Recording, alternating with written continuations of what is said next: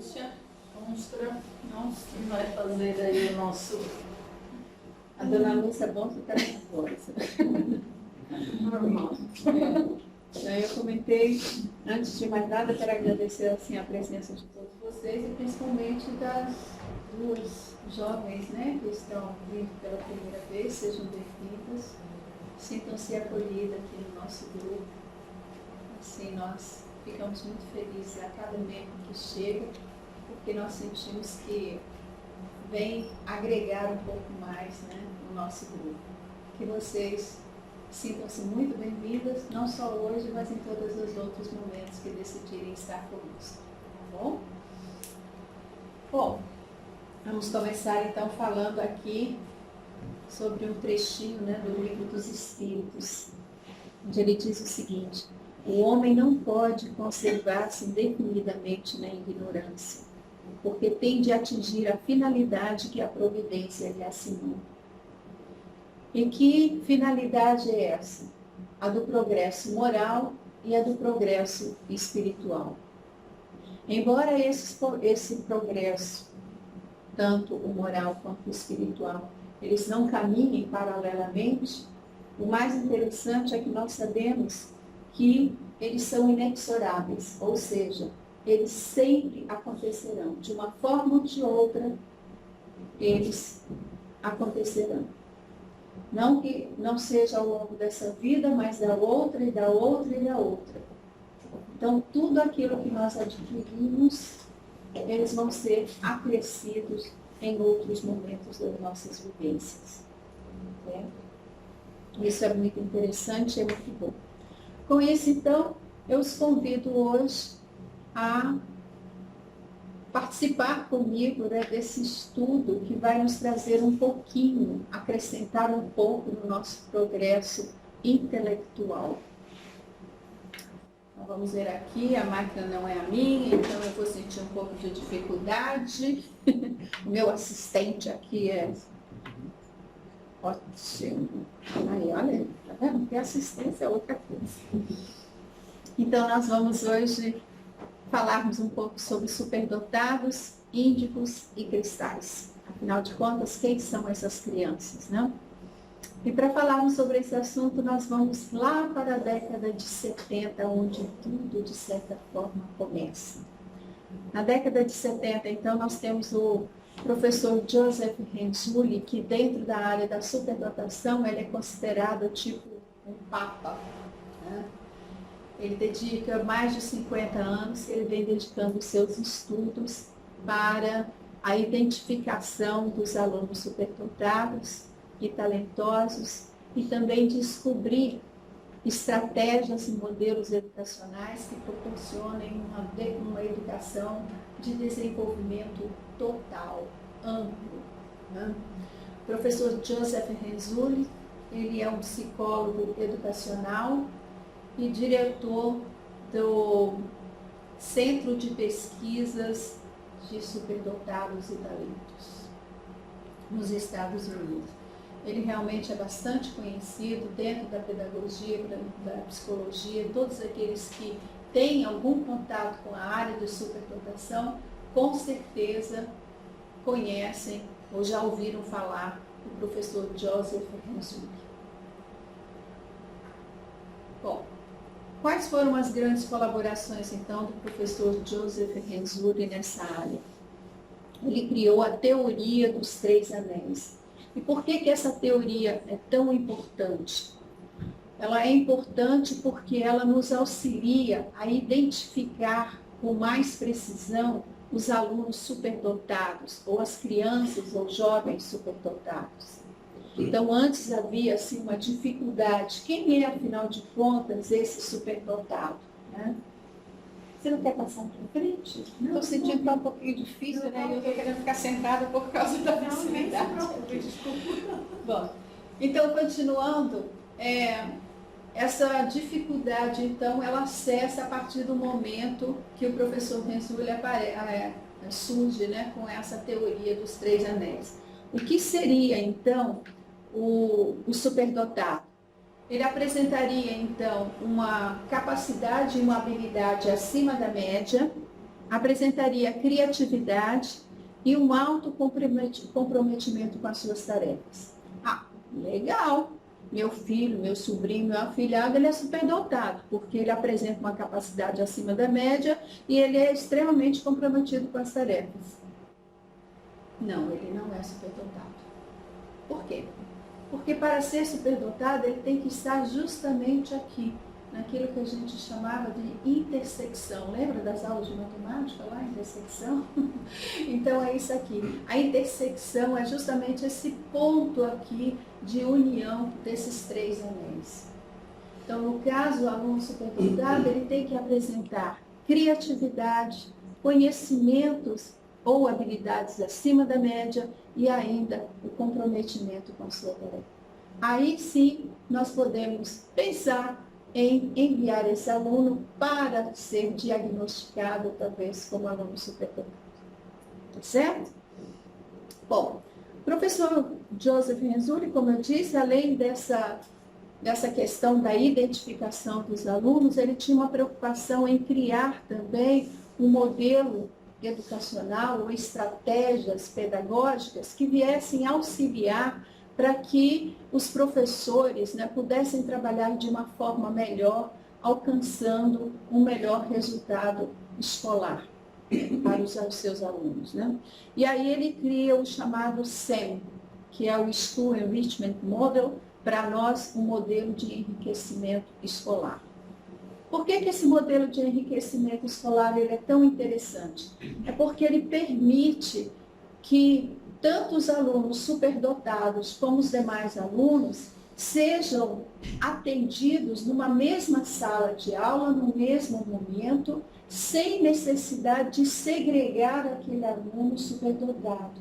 Ele pode ser atendido ao mesmo tempo, entretanto, esse modelo, ele permite que o aluno superdotado tenha um atendimento de acordo com as suas necessidades, que é de caminhar para frente, ou seja, de expandir os seus conhecimentos, sem, contudo, abandonar os seus pares na sala de aula, né? Os demais alunos. Então, eu ficaria horas aqui falando só sobre isso. Eu tive o prazer de trabalhar com esse modelo de enriquecimento escolar e eu, como professor, eu acho assim que ele é fantástico, muito bom. Então, ele permite que essas atividades exploratórias aconteçam, logo em seguida passam a trabalhar com grupos ou grupos menores ou individual, né? Aqui elas continuam trabalhando então com os grupos de investigação dentro de um problema real. O interessante é que esse trabalho pode ser desenvolvido na sala de aula, mas ele se expande, ele sai, ele extrapola a sala de aula para a comunidade, para a sua cidade, ou enfim, ele pode abranger uma área maior. Então, é um trabalho muito interessante, mas não é esse o nosso propósito principal aqui. Então, vamos continuar. Em seguida, com os estudos do professor Joseph Renzulli, nós conseguimos, então, chegar às características dos alunos superdotados. E quais seriam essas características? Bom, as crianças, então, ou superdotados, normalmente, gente, não é aquela coisa taxativa, tá? E nem toda a listinha. São características, tá? Ele aprende a falar e a ler em curto espaço de tempo. Faz perguntas exploratórias com pouca idade. Não só o porquê, mas ele quer saber além do porquê, né? Alta capacidade criativa. Chega com situações inusitadas, né? Assim, eu passei por situações de ver cada coisa muito interessante, é muito enriquecedor quando você trabalha com esse pessoal. Possui uma sensibilidade do mundo que o rodeia. Eles têm uma preocupação com os problemas sociais, com as questões, eles são muito afetivos, amorosos. Preocupação com assuntos de moralidade e justiça. Enérgico e confiante em suas possibilidades. Muito observador e aberto a situações não usuais. Muito crítico consigo mesmo e com os demais. Então, eles chegam assim a serem um tanto perfeccionistas. Grande capacidade de atenção e concentração. Então, é aquele aluno que realmente, quando ele começa, né, eu estou sempre falando em aluno, tá, gente? Mas é a criança, é o hábito da professora, né?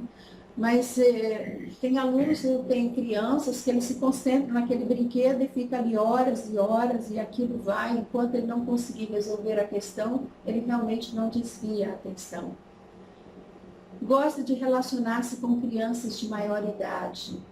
Isso porque ajuda, né, na questão de parceria, de conhecimento. Então, como o nível de compreensão dele é um tanto maior, ele se sente desajustado no meio dos seus pares. Às vezes, uma criança de 8 anos, ela pode tranquilamente trabalhar com uma criança de 14, 16 anos. Na época que eu fazia o trabalho com superdotados, eu trabalhava numa mesa enorme, tipo essas mesas que nós encontramos aqui, aquelas mesas grandes, e eu tinha crianças na faixa de 8 anos até 17 anos. E nós trabalhávamos na mesa todos juntos, falando sobre um determinado assunto, cada um tinha a sua forma de se posicionar e as suas ideias. Então, é muito enriquecedor mesmo.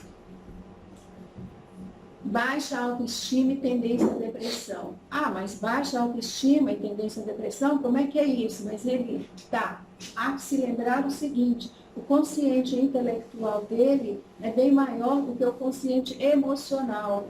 Tá? Então, ele não deixa de ser criança simplesmente porque ele tem uma inteligência acima da média. Ele continua sendo criança. Então, ele dá birra, né? Ele causa problemas. E isso é muito problemático para ele mesmo, porque ele não sabe como se ajustar. Ah, eu quero o meu parceiro com quem eu quero conversar, que é aquele carinha de 15 anos, mas ao mesmo tempo o carinha de 15 anos não tem as brincadeiras que eu tenho, que eu quero. Então isso é um tanto complicado. Se aborrece na sala de aula porque suas capacidades superam os programas de estudos convencionais. E aí é quando, às vezes, muitos dos nossos professores, né, sem esse conhecimento, dizem assim, menino chato, está me atrapalhando, para, sossega. Ele não fica, né, aquele que tem a chamada formiguinha no rabo, ele não sossega na cadeira, né, porque aquele assunto não é interessante, ele já resolveu, a professora começou ali no meio do assunto, ele já resolveu aqui na cabeça dele, e aí ele começa a jogar o lápis no colega, ele começa a beliscar o outro, ele é criança, aquilo não interessa mais, né? Passou. São aparentemente muito distraídos, independentes e introvertidos. Distraídos? Não, eles não são distraídos, é que eles estão ali dentro do seu próprio mundo. Estão ali, quietinhos, mas estão dentro do próprio mundo deles. E a gente, menino, o que é isso, hein? É assim.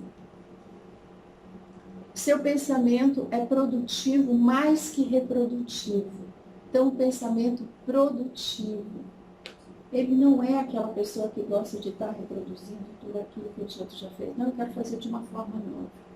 Gente, eu estou encantada com uma pessoa que está me ouvindo ali, assim, atentamente. Ele estava focado em mim, até eu olhando aqui, focado. Chegam a sentir-se incompreendidos, estranhos, né? Diante de tudo isso, imagine. Não há o que se estranhar.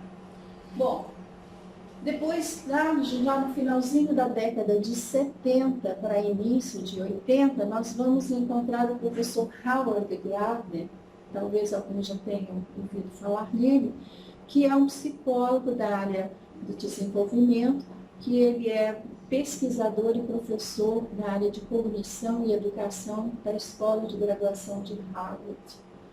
Tá, o que ele trouxe de importante?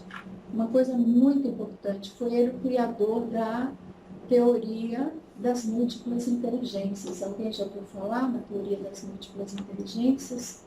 Quando ele surgiu com um dos seus primeiros estudos, quando ele editou o livro, a primeira edição, saíram com 7 inteligências. Ao longo dos estudos foram-se colocados mais 2 inteligências. E aí, então, nós temos 9 tipos de inteligências, né? Nossa, 9 tipos de inteligência, que legal. Isso é muito bom, porque aí nos diz o seguinte, cada um de nós temos um tipo de inteligência. Né? E isso é muito interessante, porque, eu não sou inteligente. Não, você é inteligente. A sua inteligência talvez é numa outra área, e não especificamente como se acredita que eu tenho que ter todo esse leque de inteligências, né? Então, nós vamos encontrar aí, por exemplo, a inteligência físico-sinestésica, que é a coordenação motora é a coordenação entre corpo e mente, né? E aqui a gente lembra do Ronaldinho, que conseguia fazer aqueles dribles, né? Acho que ainda consegue fazer aqueles dribles sensacionais. Ou seja, é uma coordenação física muito grande, né? Então, é aqui a mente comandando o corpo com muita perfeição. A linguística, que é a capacidade da pessoa de usar a linguagem tanto de forma oral quanto escrita.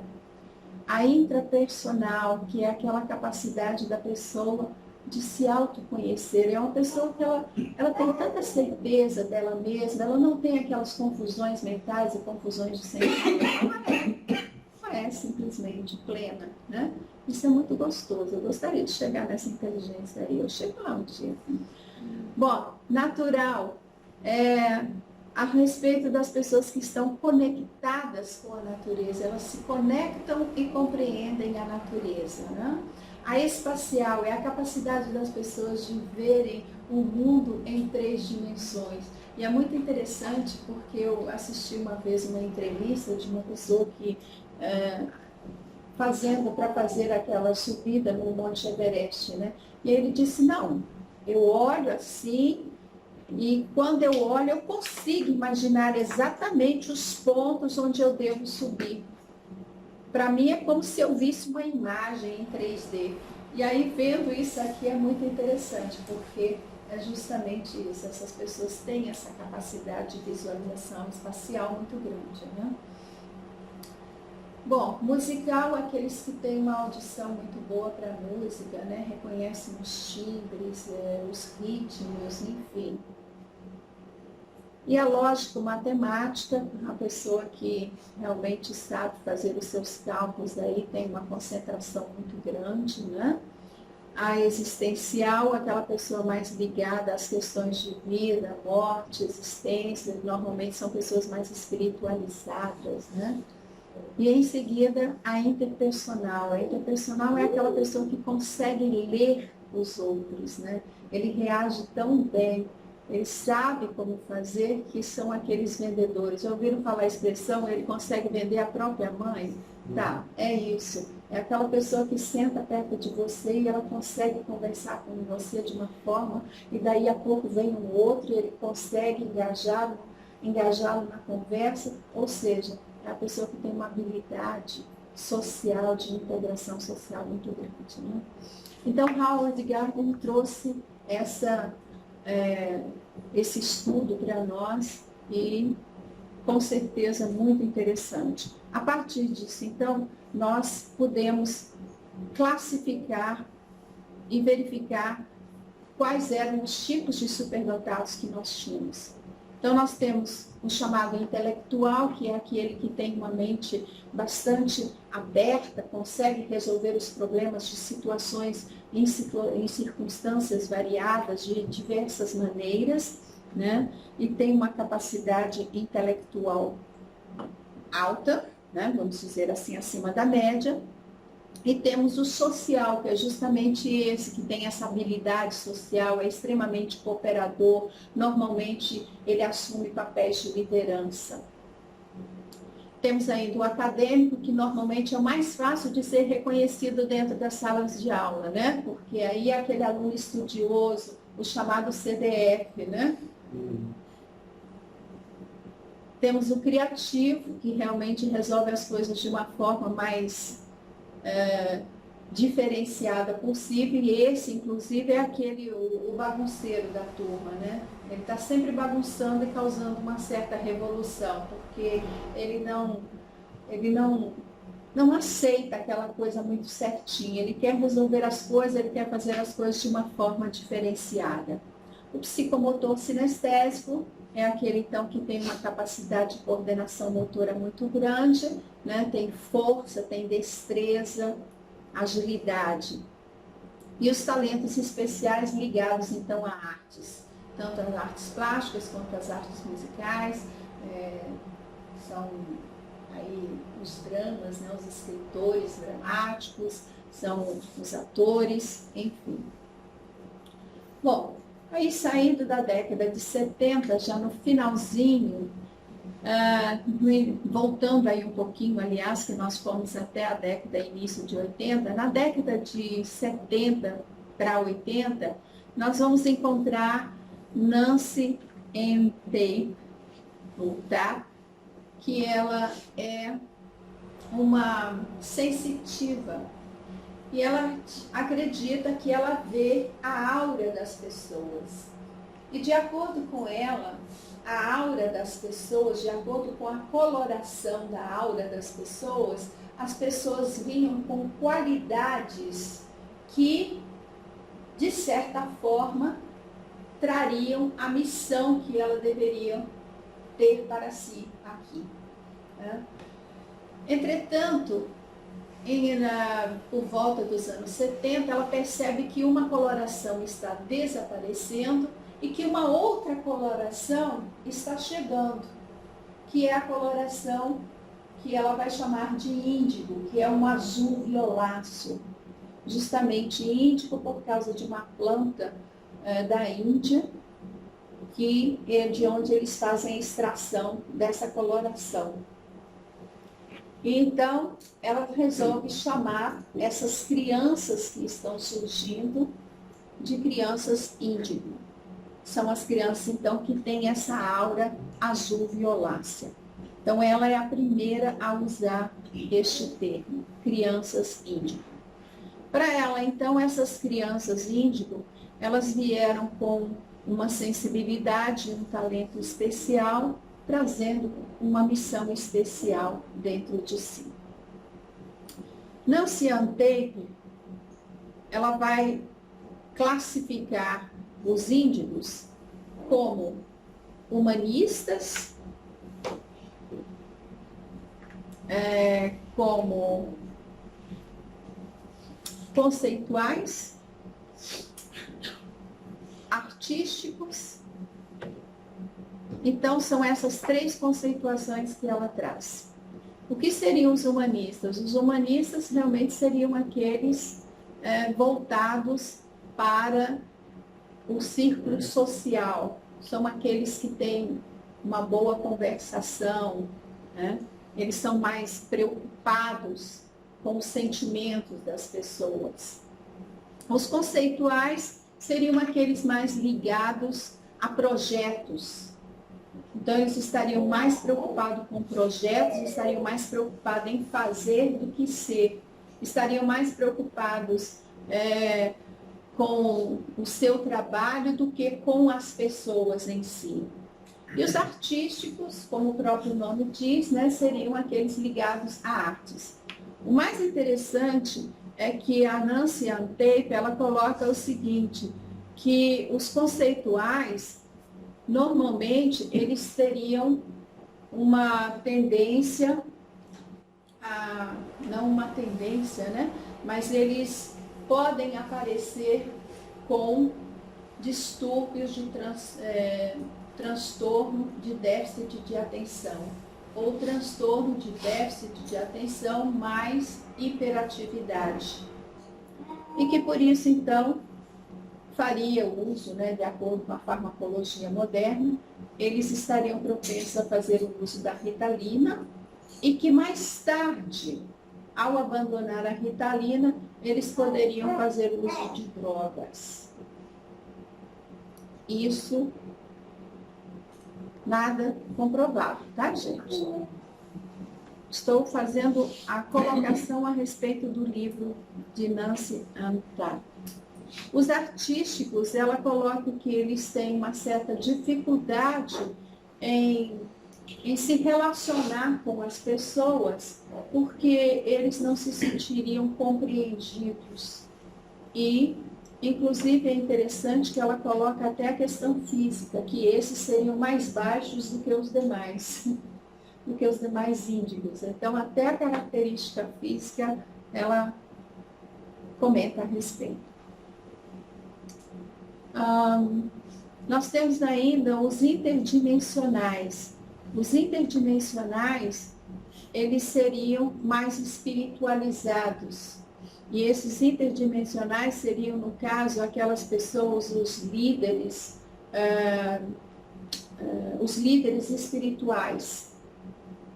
E é interessante que aí ela coloca que os interdimensionais, eles, na verdade, são os mais altos.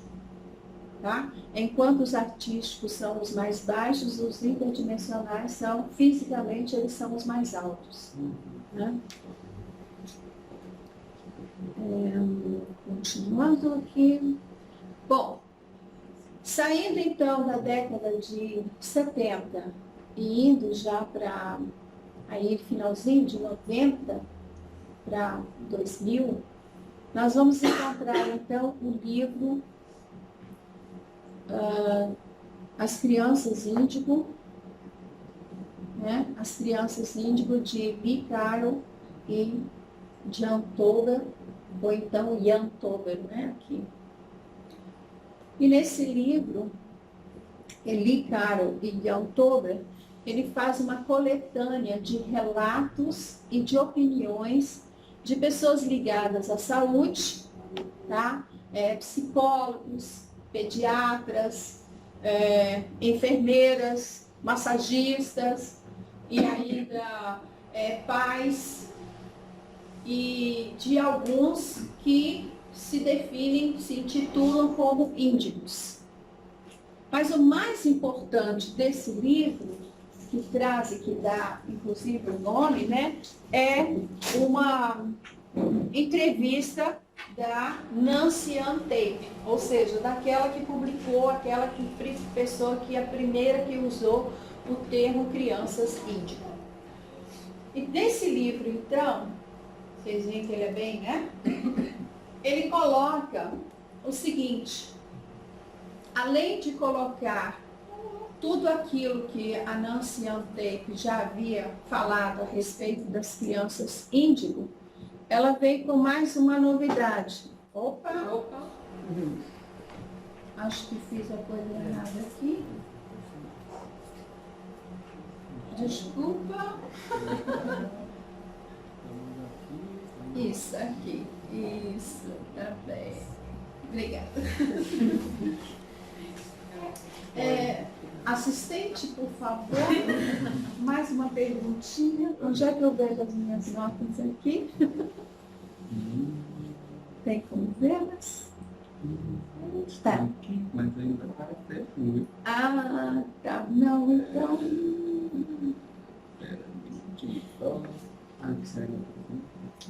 É porque, na verdade, é o seguinte, nós trouxemos um outro computador, mas aí, né, eu não estou acostumada aqui, e aí estou tentando. Tá jóia. Não, não dá jóia.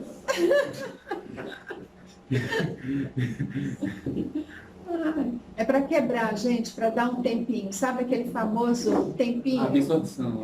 Porque vocês estavam cansados da minha voz, então... então vai ter que ser sem nota, gente. Vai ter que ser sem nota. As minhas anotações que estavam lá, a gente vai passar por cima, a gente vai falar assim, olha, vou pular, porque aí eu não sei mais o que é que eu tinha para falar. Né? Porque, na verdade, é o seguinte, são muitas informações e eu não queria fazer muitos slides. E aí eu fui fazendo algumas notinhas, né? Mas vamos ver aqui se eu consigo acertar aqui o que é que tem. Vamos lá, então. Continuando. Então, nesse livro, então, aparecem aí as características dos índigos. Quais seriam as características dos índigos? Uma delas é, elas vêm ao mundo sentindo-se reis e agem como se fossem. Ou seja, dá um arzinho aí meio de arrogância, né? É isso. Tem a sensação de que merecem estar onde estão. Diga. Fazer uma pergunta. Não, Eu também. A gente espera o final. tá certo. Tem a sensação de que merecem estar onde estão. Ou seja, ela chega e diz, tá, eu estou aqui. E eu mereço estar aqui. Agora, por que você não sabe onde você está e por que você não sabe? Por que você está reclamando? É por aí, assim. Tá? Não tem problema de avaliação pessoal. Ou seja, tá bem, né? Ah, Ah, que lindo. olha só. Gente, eu amo esse grupo de Jesus Maria de Nazaré. Esse menino, então. Obrigada. Bom, então depois nós vamos encontrar aqui. Tem dificuldade em aceitar uma autoridade absoluta. Cobra explicações ou alternativas. Sabe aquele tipo de coisa que você diz assim, você vai fazer isso, faça. Por que eu tenho que fazer isso? Tem que ser agora? Sabe? Então, é aquele que está sempre cobrando explicações e alternativas, né? Recusam-se a fazer certas coisas. Não vou fazer isso não. Quero saber disso não. Tá? Sentem-se frustrados por sistemas ritualísticos que não exigem pensamento criativo. Encontram a maneira de fazer as coisas melhor, não conformista. Sabe aquela coisa de que você ensina para fazer isso, aí quando você vê, ele fez, mas ele fez de uma maneira completamente diferente. Né? Mas fez. Parecem antissociais se não encontrarem alguém com consciência semelhante. Eles se trancam. Né? Ou seja, se não encontrarem os seus pares. Não reagem à disciplina da culpa. Ah, olha, se você não fizer isso direitinho, eu vou contar para o seu pai. Pode contar, não estou nem aí. É isso que ele diz, assim, com a expressão dele. Não estou nem aí, pode contar. Ou então, olha, não faz isso não, você está deixando a mamãe tão triste. O problema da tristeza é seu. E aí? Não são tímidas para manifestar suas necessidades. São muitas vezes classificadas como portadoras de transtorno de déficit de atenção ou transtorno de déficit de atenção mais hiperatividade, né? E aí, apresentam um DNA diferenciado. Uau! Essa de apresentar um DNA diferenciado, hein? E aí? Bom, vamos ver o que nós temos mais. Esse livro, então, esse anterior que eu mostrei aqui para vocês, esse do Lee Carroll e do Ian Tober, ele chega ao Brasil em 2005. E aí, em 2006, o nosso querido Divaldo profere uma palestra em Oswego, Illinois, nos Estados Unidos, e ele fala sobre a nova geração. E ele cita, então, as crianças índigo. Depois dessa palestra, então, ele, junto com Vanessa Anceloni, publica este livro. Tá? Então, esse é o livro que eles publicaram. A Vanessa Anceloni também é uma psicóloga graduada, e inclusive está ela está em Maryland, na faculdade de Maryland, uma coisa assim. Porque as notas aqui, gente, eu não estou vendo. Apagou aqui, mas tudo bem. Bom, continuando. Mas ela é uma pessoa graduada, tá? Não é qualquer uma pessoa, mas é uma pessoa formada em neurociência. E então, a Vanessa Anceloni, junto com o Divaldo, publicam esse livro. Na publicação desse livro, então, ele começa agora sim, se eu não conseguir aqui, Guilherme, o bicho vai pegar. Vamos então para os tópicos dos livros. Guilherme, acho que você sentar aqui do meu ladinho e me ajudar. O dedinho por na favor. tela aqui não sai. Não, mas não é isso, é como é que eu passo aqui para o próximo. Eu tenho que coordenar dois. Isso. Ah, tá. Bastante não. É, mas é porque o assunto é ferrenho. E guardar tudo isso na memória foi um pouquinho meio complicado. Bom, eu vou abordar, então, não todo o livro, mas os principais tópicos deste livro, do Divaldo e da Vanessa. Gente, eu não falei quem era Divaldo, né? Eu acho que nem preciso falar, né? Divaldo, médium, filantropo, conhecidíssimo dentro do mundo espírita, certo? Bom, um dos tópicos que ele coloca é sobre a cooperação interplanetária e evolução humana. O que vem isso? Aí, esse aqui é o seguinte. Vocês, quem já ouviu as palestras do Divaldo, sabe que ele é muito específico, né? Ele coloca datas, ele coloca nomes das pessoas, enfim, ele é realmente minucioso. Eu realmente não vou ter condições de fazer tudo isso com essa minuciosidade que ele faz. Mas a cooperação interplanetária acontece da seguinte forma. Segundo o Divaldo, a mesma coisa que aconteceu com os exilados de Capela estaria acontecendo agora com essas crianças índigo que estão chegando. Como é que seria isso? Nós estamos, então, próximos da constelação das Pleiades, né, que é a estrela de Alcione, não sei quantos, 200 e tarará, 440 anos-luz da Terra, né? E essa estrela de Alcione, ela tem ao redor dela uma camada de fótons, e a cada 24 mil anos, nós fazemos uma rotação em torno dessa estrela. E a cada 12 mil anos, é como se nós nos aproximássemos cada vez mais desses fótons dessa estrela de Alcione. A duração dessa aproximação e nesse movimento de rotação, ela duraria cerca de 2.000 anos. Certo? Para aqueles que não conhecem a história dos exilados de Capela, é mais ou menos isso, numa outra situação. Aí o que acontece? Os exilados de Capela, na verdade, era um planeta chamado Capela, onde os espíritos estavam, onde todos estavam numa evolução muito grande, que deveriam transitar para um outro nível. Entretanto, existiam espíritos mais rebeldes, né, que ainda não praticavam a lei do amor, como deveria ser, e nem vivenciavam, e então eles foram banidos deste planeta para não atrapalhar a evolução deste planeta. E para onde eles foram? Planeta Terra. Para o inferno chamado Terra.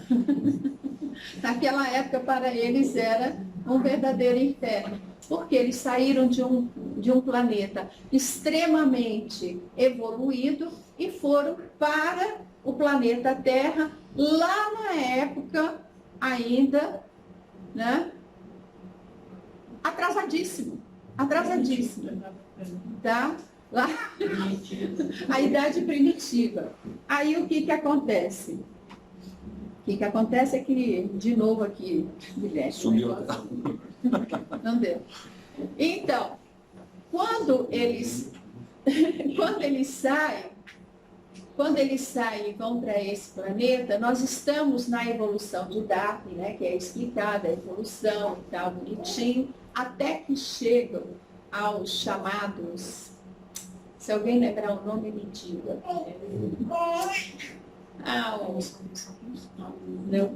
Não.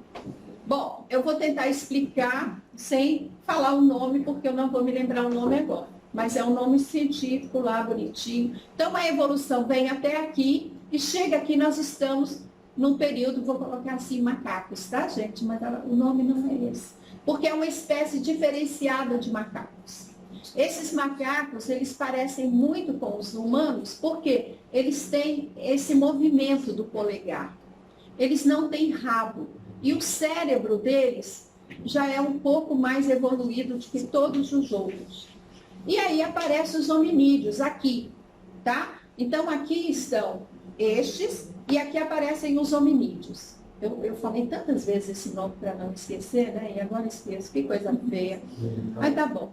Então os hominídeos estão aqui. E o que aconteceu? A partir dos hominídeos, a evolução até parar, homem, até chegarmos até a gente. Mas o que acontece nisso aqui? Isso aqui é o chamado elo perdido, que Darwin coloca, porque ele não conseguiu encontrar fósseis que mostrasse toda essa evolução, que parou aqui e chegou aqui.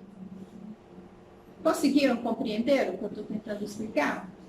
Bom, então os exilados de Capela seriam justamente aqueles que vieram habitar este corpo físico aqui. Então, a partir daqui começa a evolução da humanidade. Então, como eles tinham uma capacidade intelectual, né, maior, o progresso intelectual aí já dominava, então começa a haver o progresso da humanidade. Que essa é a função maior de cada encarnação.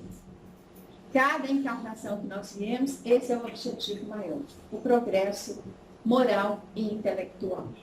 Com isso, então, Divaldo explica que essas crianças índigo estariam vindo praticamente com o mesmo objetivo, de trazer essa evolução agora mais espiritual do que intelectual, diferente daquela primeira leva de espíritos que aqui reencarnaram.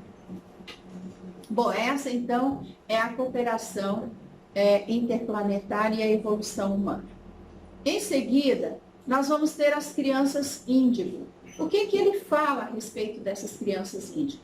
Além de colocar todas as ideias de Nancy Ann Tape, ele reafirma que essas crianças índigo realmente vieram para trazer essa sutil transformação no nosso planeta, justamente nesse aspecto, desenvolvendo o lado direito, que é o lado da intuição, o lado da mediunidade, o lado que nós precisamos desenvolver agora, o lado mais da sensibilidade. E aí ele aborda ainda sobre as crianças índigo e o transtorno de déficit de atenção. É quando ele comenta a respeito, aquilo que a Nancy Ann Tape colocou, de que eles... vamos colocar, é que eu falo muito com as mãos, aí eu fico com a mão aqui, aí não dá. Só para eu, é que eu não sei falar assim na mão, sabe? O que acontece? Essas crianças, vamos pensar da seguinte forma, todas as crianças têm um comportamento estudado pelos psicólogos, pelos pediatras, pelos terapeutas, enfim, todas essas pessoas especializadas, elas têm um comportamento igual, vem seguindo aquele comportamentozinho. Só que agora chegou, depois da década de 70, começou a haver uma explosão de comportamentos que não era o usual da sociedade, não é o usual das crianças. Eram crianças muito aceleradas, crianças inquietas, crianças assim, sabe? E aí, como é que a gente faz? Essas crianças já não aceitam mais aquilo que a gente fala. O que está acontecendo? E aí, então, a indústria farmacêutica resolve criar Ritalina, que dá uma desacelerada nessas crianças, né? Essa desaceleração, as crianças entram, então, no padrão de normalidade da sociedade. Agora, é importante dizer o seguinte, nem toda criança que tem ou que apresenta o transtorno de déficit de atenção, ela é índigo. Não é isso. Ter a TDA ou apresentar a TDA é um dos itens que pode ser indicativos de uma criança índigo, mas não significa que toda que tem TDA é uma criança índigo. Ok? E aí, nesse capítulo aqui, inclusive, é quando o Divaldo faz aquela ressalva que eu falei antigamente, da questão da preocupação com o uso da Ritalina, o uso prolongado da Ritalina, uma vez que a criança, de certa forma, ela se acostuma com essa droga, pode ocorrer que, mais tarde, ela, deixando de fazer uso da Ritalina, ela busque um outro tipo de droga. Gente, não existe estudos comprobatórios sobre isso, tá? Por favor. Tipos de criança índigo. Os tipos de criança índigo, ele vai falar sobre os mesmos tipos que foram colocados antes pela Nancy Antey, que são os humanistas, os conceituais, os artísticos e os interdimensionais. Que são os humanistas, que são extremamente sociáveis, né? Trabalham com as massas, os conceituais, que interessam por projetos e menos por pessoas, os artísticos costumam ser mais sensíveis, e os interdimensionais, que são os mais briguentos. Né? Que são os mais briguentos, é muito interessante isso. Bom, depois ele vai falar sobre a nova pedagogia para a nova geração. Dentro dessa nova pedagogia para a nova geração, ele vai fazer uma recapitulação que começa a partir de Henrique Pestalozzi. O nosso querido Henrique Pestalozzi, que também foi professor do Denizar de Rivail, Allan Kardec, né? E ele foi muito importante, ele é muito importante, todas as pessoas que fazem pedagogia educacional e que estão envolvidos com a educação, eles têm que estudar sobre Pestalozzi, né? Porque ele foi um marco na educação, foi ele que trouxe uma educação mais humanizada para aquele período. Ele estabeleceu métodos dignificadores e humanos, tomando como base a psicologia infantil. Naquela época, então, eu acho que os avós de vocês aí, ou alguém já deve ter ouvido falar, no famoso uso da palmatória. E lembrem que a palmatória não era usada só na mão, não. Ela era usada nas nádegas das crianças, e um professor dar um bofetão na cara de um aluno, alguns anos atrás, isso era muito normal e comum. Quando eu falo alguns anos atrás, é bem antes, né? Foi depois, eu não... não. Bom, e foi então a partir de Pestalozzi que isso deixa de existir. Por quê? Porque começa a se respeitar a criança, começa a verificar que não é bem por aí. Naquela época dizia-se, quando o sangue sai, a educação, o conhecimento entra. Ou seja, tem que bater mesmo, né? O conhecimento entrar.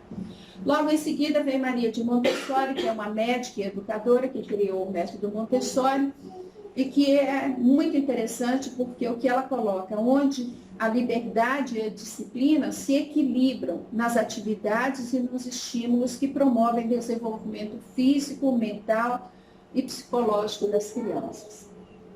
Então, Maria de Montessori, ela é também importantíssima dentro da pedagogia, né, dentro do âmbito educacional. E vem Rodolfo Steiner, o criador da pedagogia Waldorf. Gente, é interessantíssima essa pedagogia, onde ele coloca que educar é a harmonia entre arrancar do íntimo o conhecimento e condicionar os hábitos edificantes.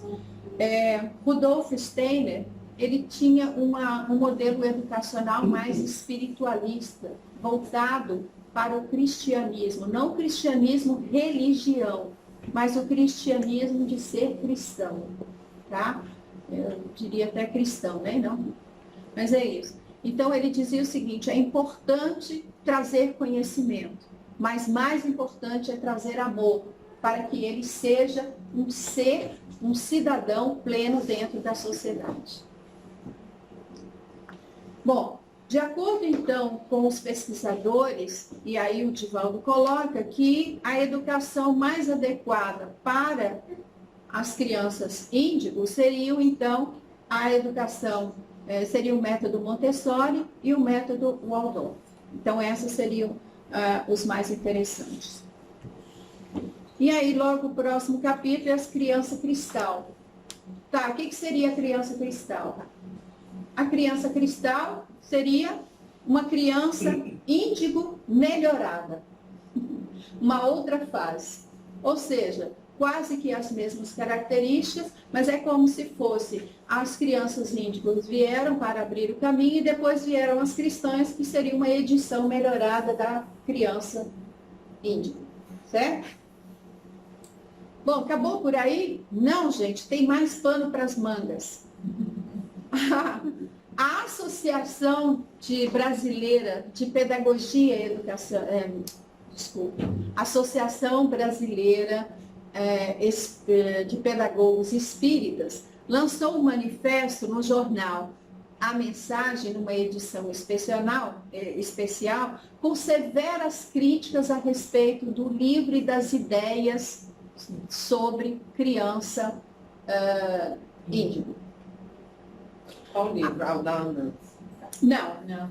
É do livro do Divaldo e todos os outros. Enfim, tudo que se falava a respeito de criança índigo. Mas eles se baseiam principalmente no livro do Divaldo, por ser, né, uma associação de espíritas, de educadores espíritas. E aí eles veem que o Divaldo, como espírita, ele não deveria estar lançando essa ideia que veio dos Estados Unidos e que isso não passaria de um modismo. Então, em 2006, o Divaldo lança esse livro e em 2007, essa Associação de Pedagogos, ela lança nesse jornal A Mensagem as críticas a essas ideias. Que críticas seriam essas? Eu peguei algumas, tá, gente? Que são muitas páginas do jornal, então eu peguei algumas. A primeira, Nancy Antap, essa sensitiva, ela é uma parapsicóloga. O que é uma parapsicóloga? Ela veio de é considerada uma pseudociência. O que é uma pseudociência? É uma ciência que ela se baseia em fatos, mas ela não tem comprovação científica. Então, tudo que a Nancy Antap falou, ela não tinha comprovação científica, não foram feitos estudos científicos. Diferente lá do professor Renzulli e do professor Howard Gardner, que tudo aquilo foi feito estudo, comprovado, né? Tudo está documentado. As características controversas. Por que características controversas? Porque é o seguinte, as características das crianças índigo, quando elas colocam as características descritas nos livros, são crianças que são propensas às drogas, são crianças que agem como se fossem verdadeiros reis, ou seja, há uma certa arrogância, são crianças que manipulam os pais. Então, tem uma série de características que ela coloca para as crianças índigo e que vão totalmente contrário àquilo que a Gênese colocava, que a grande maioria que está chegando chama a atenção por características muito especiais, né? Aliás, estou lendo o do Divaldo. Desculpe. Tem um trecho na Gênese que coloca que as crianças, que todos aqueles que chegariam, me ajuda aqui, assistente, vamos ver, o que eu tenho que passar, qual é? Não, esse aqui não, tem que ver. Aqui, ó. Não, é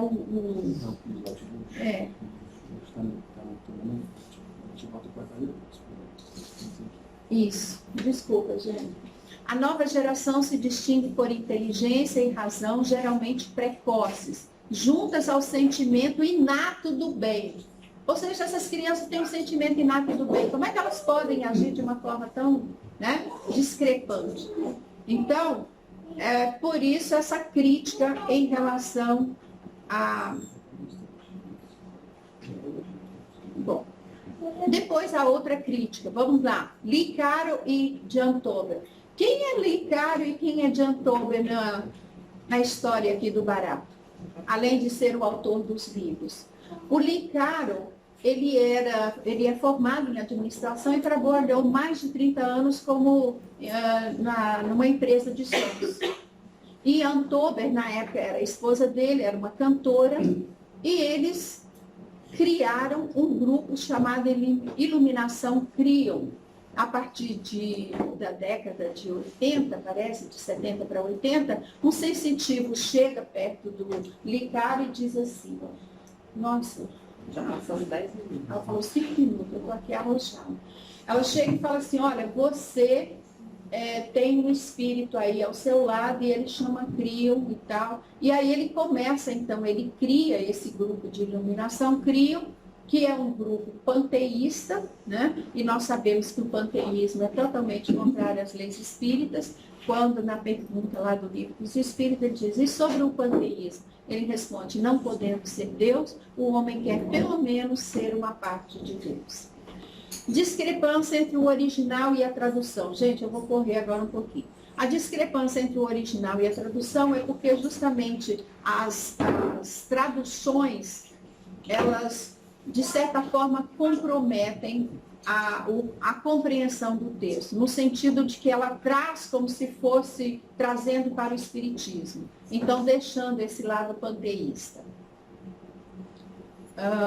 Tendência eugenista, por quê? Porque eles são diferenciados, são crianças diferentes, então seriam as crianças bem nascidas, né? Nós sabemos que essa teoria eugenista de Francis Galton surgiu,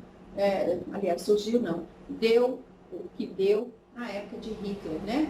Quando eles se consideraram a raça pura.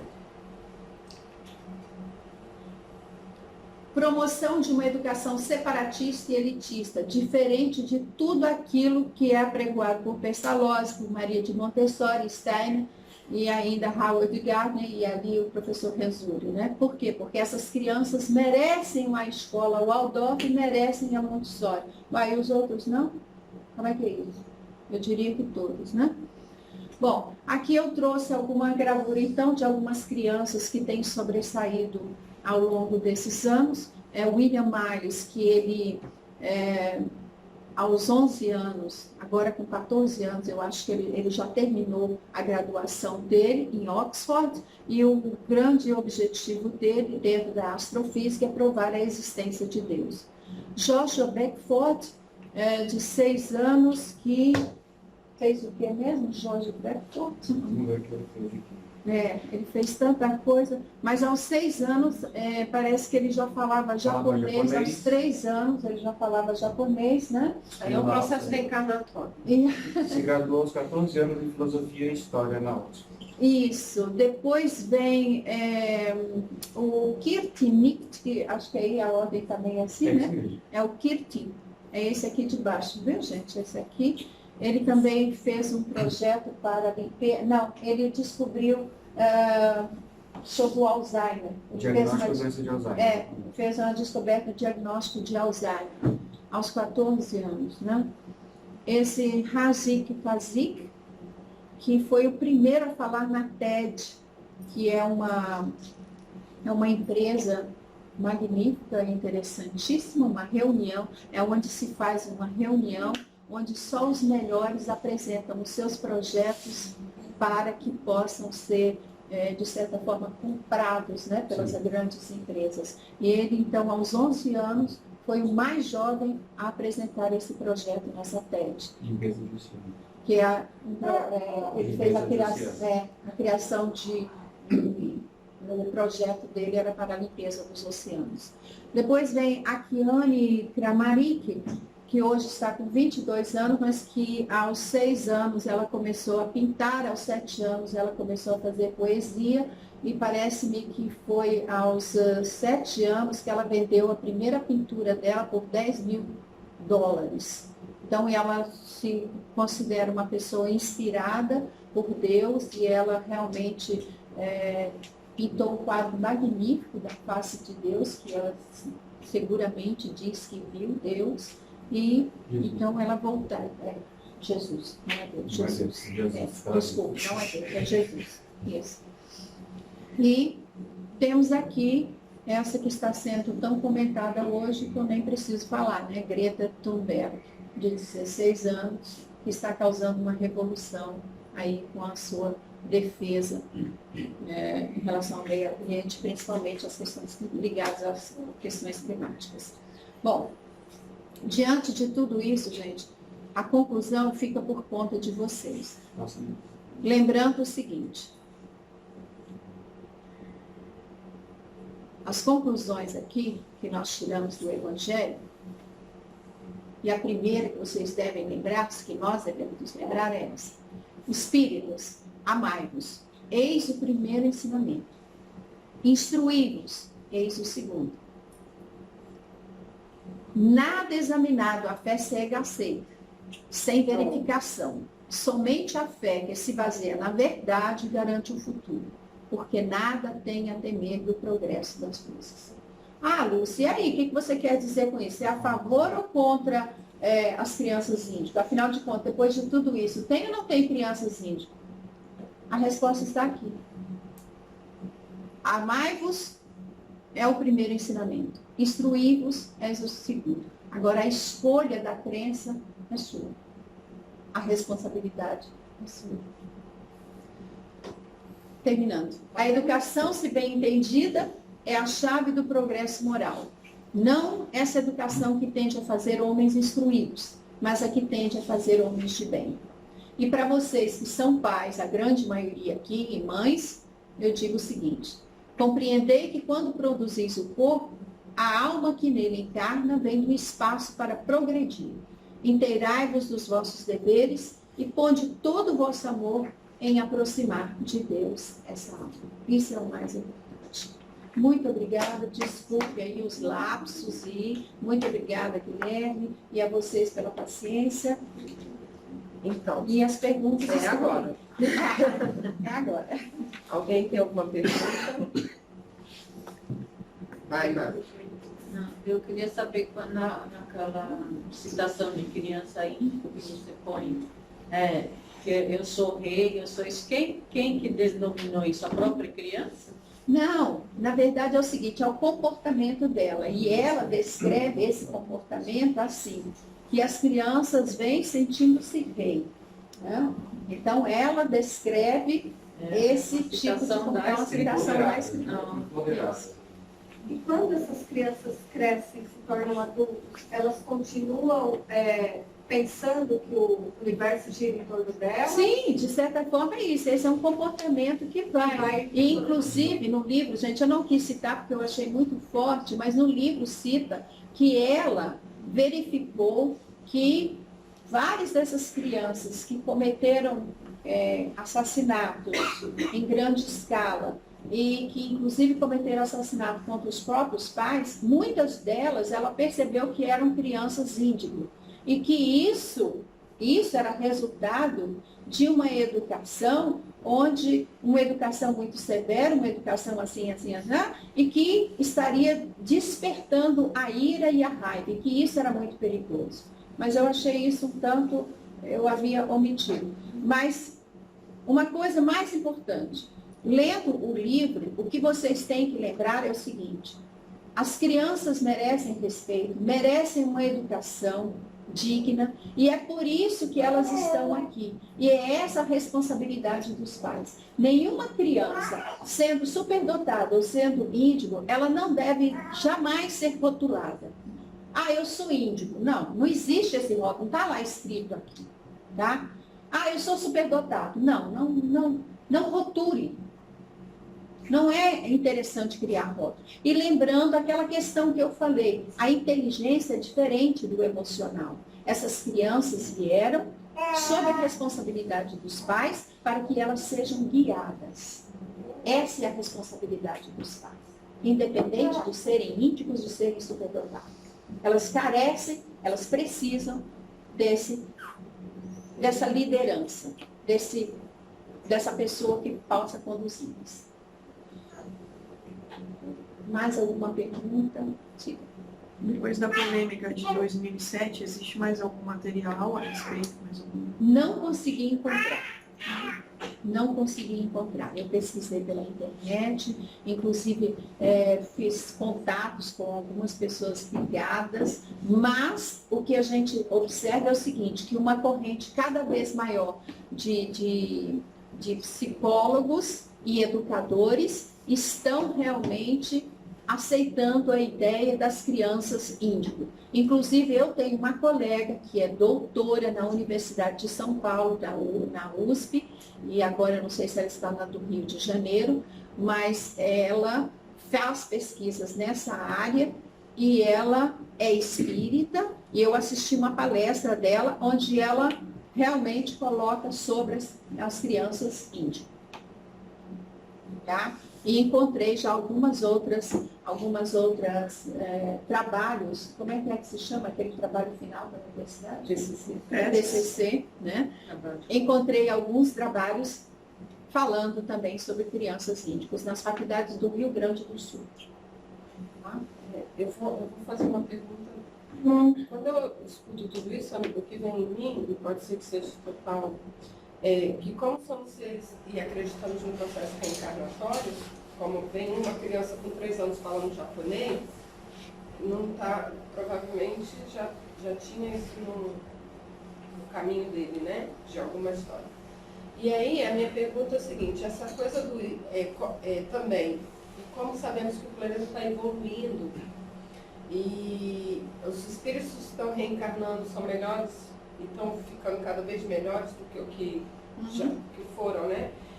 No fim, ser índigo é o que eu vejo, no caso, e como eu acredito que cada um está num processo evolutivo diferente, então quando você mostra as características ali, e eles têm que dividir artístico, conceituais e humanísticos, mostra que cada um está num processo evolutivo diferente. Então, que você, como você mesmo falou, de rotular, é muito complicado. Porque eu estou muito bem hoje, sou uma pessoa que consigo dividir, mas ainda tenho bastante ciúme. Eu consigo fazer uma coisa, mas como bastante. Eu tenho outro, não estou 100% evoluída, né? Então prestar atenção. Não estou, né? Mas ninguém tá, senão não estaríamos aqui. Porque estamos nesse processo todos. Então, assim, hoje determinar isso da criança, e fora que, para mim, o peso que uma criança carrega, isso que você falou também de não rotular, você imagina que você coloca para uma criança, se você é uma criança cristal, que eu escuto todo dia, olha, minha filha na frente dela, minha filha é uma criança cristal. Gente, olha, eu posso dizer isso assim, com muita certeza. Eu sou cristal, tia Lu. Eu vivi muito isso na época que eu trabalhava com superdotação. Então a gente diagnosticava uma criança, identificava a criança como superdotada, e aí daí a pouco os pais vinham e falavam, não, mas é porque o meu filho, ele é mal educado assim mesmo, mas é porque ele é superdotado. Gente, dá licença, por favor. Você é pai, você é mãe, você está ali para guiar essa criança, para orientar.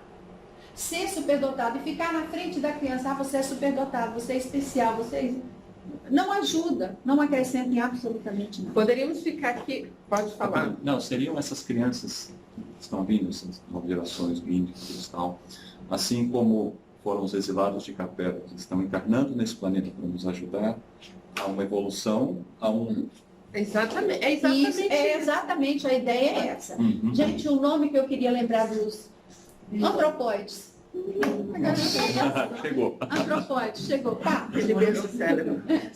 Então, a gente teria muito tempo para falar. É um assunto que daria para fazer a próxima palestra, né? Ah, com certeza. É só que não É podemos, apaixonante. tá? Porque a gente ainda tem que seguir um novo roteiro. E só não lembrando que quando a gente encarna, a gente ainda tem 2 lados, o bem e o mal. E cabe ao pai e à mãe enaltecer um desses lados.